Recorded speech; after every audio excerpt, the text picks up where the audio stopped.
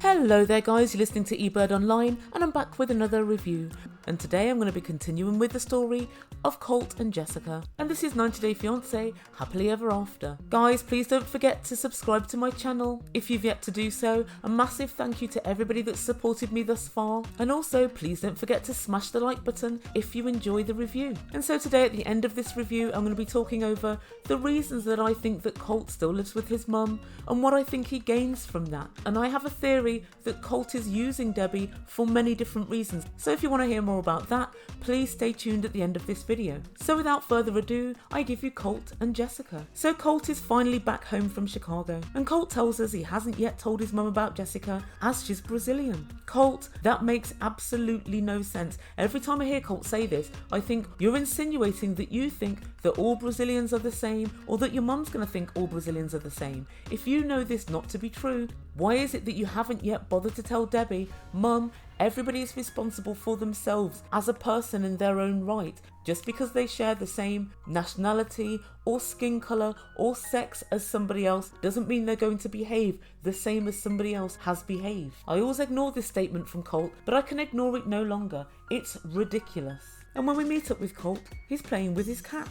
He tells us that 2 of these cats are Larissa's cats, but because we're now divorced, they're mine. And my friends, when Colt said this, he gave a little smirk, and it wasn't a normal little smirk. It was quite a ghastly, thieving little smirk. They're now mine. Tells me that he knows that Larissa in some way loved those cats and was invested in those cats, but now he has them. I have something that she wanted, and it unnerved me a bit, and it told me what a sketchy person he is. What kind of person does that? His mum enters the living room. Mum, I have something to tell you. I'm dating somebody. And Debbie said, I knew you were being secretive about something. And he says, are you mad? And she said, no, but she definitely looks peed off. And she said to production, she doesn't want him to date someone else from another country because of all the problems last time. This is much too fast, and he's still responsible for Larissa. So I'm assuming that she means because he applied for her K1, he's still financially responsible for her for 10 years, and she doesn't want him to take on yet another responsibility. But then Colt says he was worried because she was Brazilian, and Debbie actually says, I'd never judge another person because of where they're from, but what are her intentions? And he said, I don't know. And she said, did you not talk about the future? And he explained that her visa was due to expire in 6 months and they didn't know what they were going to do then. And Debbie said, if she went back to Brazil, would you go there? And he said, well, maybe I'd have to go back and forth between America and Brazil. And then Debbie said, over my dead body, would you go and live in Brazil? And this is quite ominous for the relationship of Jess and Colt, because if they were to want to move to Brazil, Debbie would need to be a smell in the attic before that ever happened. And Debbie said, it's baffling why they're going to enter into this relationship when they're potentially going to be so far apart. And Colt then tells Debbie, I'm invited to go to Brazil with Jess. I'm going to go and meet her family. And Debbie realises at this point she's got yet another fight on her hands. And she says, I don't want you to get blinded, and I don't want you to get married when you're there and come home with a bride. And she says to production, I don't trust Colt to make good decisions. I'm ready to start dealing with Jessica, and this to me sounds ominous. She now knows it's gone a little bit too far for her to take a back seat. Colt says he's relieved to have told his mum. Oh Colt, you shouldn't feel relieved, as she's now in the next room plotting your downfall. She's going to make sure that this doesn't work out for you. Without even meeting Jessica, Debbie is already putting plans in place to make sure it doesn't work out for you. Next time we see Colt, he's on his computer and we can see he's learning Portuguese. He's learning how to say stock phrases. Okay Colt, here's what the eBird thinks you should be learning. Jessica, do you want to go out with me just so that you can get a K1 visa to the States? Jessica, have you really not researched my previous relationship with Larissa? I find it hard to believe that you haven't. That's what you need to be learning and asking. But of course it's Colt, so he isn't. Then he Skypes Jessica and she tells him that he's going out. And he says, well, make sure that you don't look too sexy. And he tells Jessica that he's told his mum about their relationship. Then he drops the bomb. Debbie Downer has invited herself on the trip to Brazil. Yes, that's it. Debbie has decided she's going to Brazil with Colt and Jessica. And Colt tells us he owes it to his mum because she was so upset over his relationship with Larissa and he put her through so much. What, you owe it to her to potentially ruin your trip with you and Jessica? Interesting. And we can tell that Colt's made this decision completely unilaterally and is not actually asking Jessica about this, but he tries to make out as if he is asking her. And he says, Jessica, would you like to meet my mum in Brazil?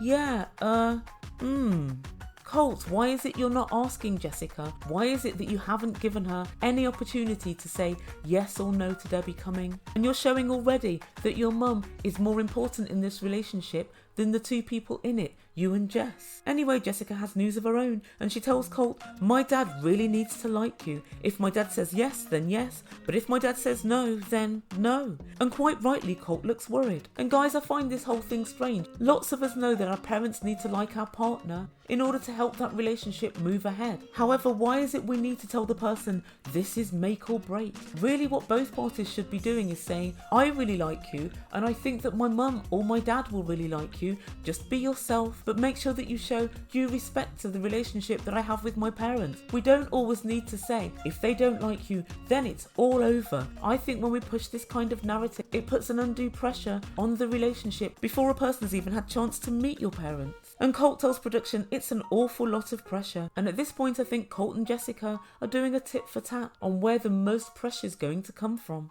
My dad is far more important than you are. And Colt says, I'm really worried. How can I impress a man when I can't even speak his language? Colt, how can you impress a man? Period. And I feel like this relationship is doomed before it's even begun. They're both game playing in the infancy of this relationship. And next time we see Colt, he's in the kitchen with his mum and she's cooking steaks. And we're finally going to be treated to seeing Vanessa as she's coming over for dinner. Yep, one of those perfect dinners. Just Colt, Vanessa and Debbie Downer. And when Vanessa arrives, they all take a shot of tequila. Well done guys, this is an excellent plan. I feel like if you're going to spend time with Colt and Debbie Downer, then tequila shots are definitely the way to go. It's definitely what the Ebird would do. Double those shots. And Colt tells production Jess has never met Vanessa and she's jealous of her. He absolutely loves this, doesn't he? He loves that he's making her nervous about the relationship that Colt has with Debbie and jealous about the relationship that Colt has with Vanessa. Colt, when will the games end and the relationship begin? And then production asks him, is there anything more to your relationship with Vanessa? And Colt finally reveals he has had sex with Vanessa and that he also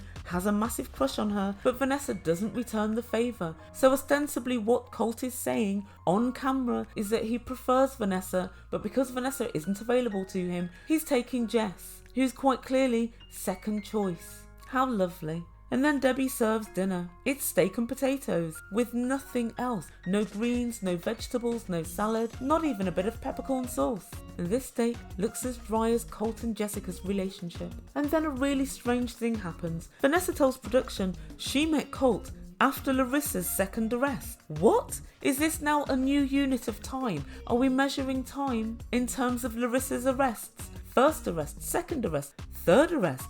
What the hell? And Vanessa, we saw what you did there. You're making sure that we haven't forgotten that Larissa was arrested for domestic abuse. Everybody around Colt, it seems, is quite toxic. Vanessa goes on to say that they're best friends. Really? I thought he was best friends with his mum. But far be it from Ebird to be a pedantic nitpicker. And as they sit down to chew on a dry steak, Vanessa asks about Colt's time in Chicago. And Colt tells the big news. I'm going to Brazil to meet Jessica's family. Vanessa says, I feel like this relationship's moving way too fast. And she says he has the same history with Larissa. This is a massive red flag. And I have to admit, things are moving quite quickly. But I also feel that these types of things happen when TLC insert themselves into a relationship. And then Debbie tells her equally big news. I'm going to Brazil too. Yes, you are, Debbie, to F shit up. And Vanessa said, well, Colt, I just hope you're not giving Jessica money. And this is code for, Colt, how much money did you give to Jessica? And Colt says, well, I may have helped her pay for a ticket to Brazil. And then to production, Colt says, I've given her around £1,000 so far. You know, the money's just for makeup and clothes. Life's little essentials. And Debbie Downer says, I need to go to Brazil to find out all about Jessica's family. I think that's what went wrong with Larissa. If I'd have known about her family situation, the whole relationship would never have happened. And so that's why I'm going.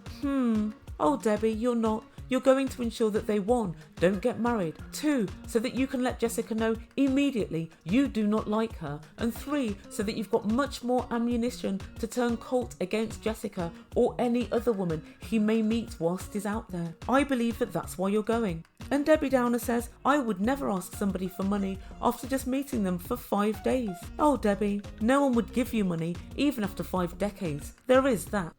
You're already painting Jessica in a negative light, and you know you are. Why are you doing this? And that's where we leave this trio for this week. So what I want to talk about for this review is why Colt still lives with his mum. Now, it's my theory that Colt still lives with his mum. If you've got any sort of a normal relationship, you're able to keep your partner on their feet by the fact that if things don't go well, we will split up. And that's usually enough to make sure that both parties treat each other with respect because they love the other party and they want to make sure that they keep them in their lives. Colt doesn't see himself as worthy of this. Colt needs Debbie and other things to actually create this in his relationships. So what evidence do I have for this? Well, firstly, Colt introduces the fact that he lives with his mum as I look after her. In no way does Colt look after his mum. She doesn't look particularly old, she's not infirm, she's not losing her mind, and Colt's still the child and she is still the parent. So this tells me he's somewhat embarrassed by the fact that he lives with his mum, and so is trying to tell outsiders that it's some sort of an altruistic act on his part. Not true.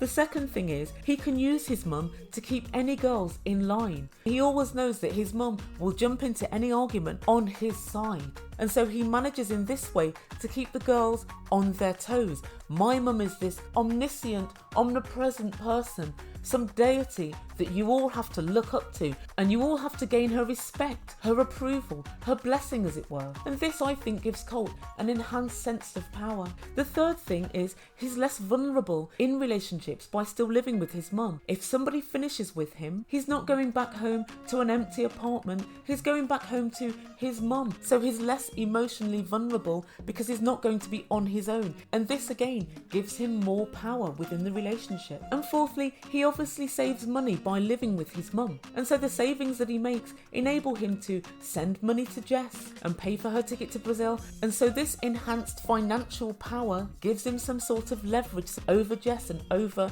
any girl he decides to date. And the final thing that I think living with his mum gives him is that he's validated always, because there's always somebody who's interested in what he's doing and vying for his attention. So he's got the sense that I have two people, even though one is his mother, vying for my attention all the time. By still living with your parents, you're still then the absolute centre of their world on a daily basis. And I think it can help somebody like Colt to feel more important. That helps him to feel more validated than he would otherwise be, thus giving him a sense of internal strength. And so these are some of the reasons why I think Colt. So guys, I'd love to know your take on this. What do you think? Do you think that he lives with his mum for altruistic reasons? Or do you think that there's a sense of power that living with his mum gives him, however strange that may seem? And just a final word on this, if he does meet someone with whom he wants to move out with, it's almost like a double rejection for Debbie. Not just the fact that I've met somebody else and she's now taking some of my time,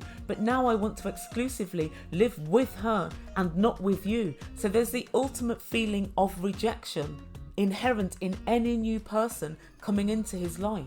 And I'd like to hope that his relationship goes well with Jess, but at this point I'm feeling like Colt is so morally bankrupt, I don't even wish him well. So let me know what you think about all of this in comments, and I'll be back very soon with another review. Please hit that red subscribe button if you've yet to do so. Make Ebird a happy and fulfilled Ebird, and follow me on Twitter at Ebird99. Stay tuned for more on Colt and Jessica. It's starting to get juicy now. I'll be back tomorrow, but until then, ciao for now.